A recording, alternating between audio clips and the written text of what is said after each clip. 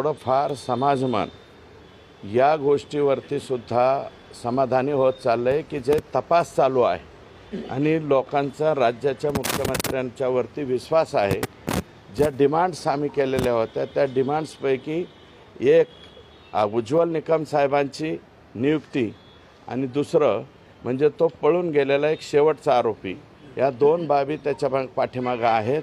आणि लोक जन आक्रोश का करतायत तर त्याचं कारण असं आहे की याच्यामध्ये कुठेही तसूभरसुद्धा ह्या लोकांना सवलत देऊ नये अशा प्रकारचे सगळ्यांची भावना। वाल्मिक कराडची संपत्ती जप्त करण्याची मागणी होत आहे, कशा प्रकारे ही मागणी मी स्वतःच केलेली होती।